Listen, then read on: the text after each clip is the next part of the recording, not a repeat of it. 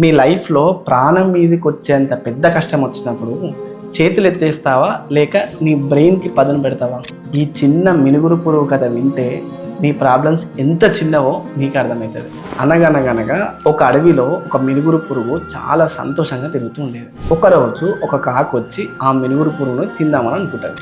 నోరు తెరిచిన కాకి తనను మింగే లోపే ఆ మినుగురు పురుగు కాకితో ఆగు ఆగు, ఒక్కసారి నా మాట వింటే నీకే మేలు జరుగుతుందని చెప్తుంది అనమాట.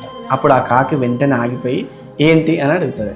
దానికి మినుగురు పురుగు ఇలా సమాధానం చెప్తాను, నీకు నాలాంటి చాలా పురుగులు ఉన్న ఒక చోటు చూపిస్తాను, నన్ను ఒక్కదాన్నే తింటే నీకేం లాభం, అక్కడ నాలాంటి పురుగులు చాలా ఉంటాయి, దా చూపిస్తా అని చెప్తుంది అనమాట.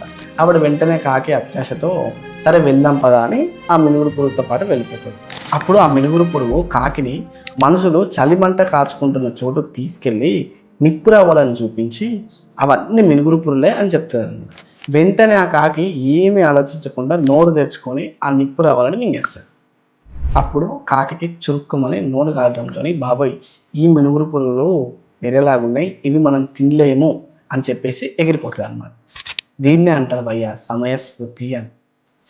శత్రువు నీకంటే బలవంతుడు కావచ్చు, నీ సమస్య కొండంత ఉండొచ్చు, కానీ నీ దగ్గర ధైర్యం ఆలోచించే తెలివితేటలు ఉంటే నువ్వు దేన్నైనా జయించవచ్చు. బలవంతుల్ని కొట్టాలంటే బలం కాదు కావాల్సింది, బుద్ధి కావాలి.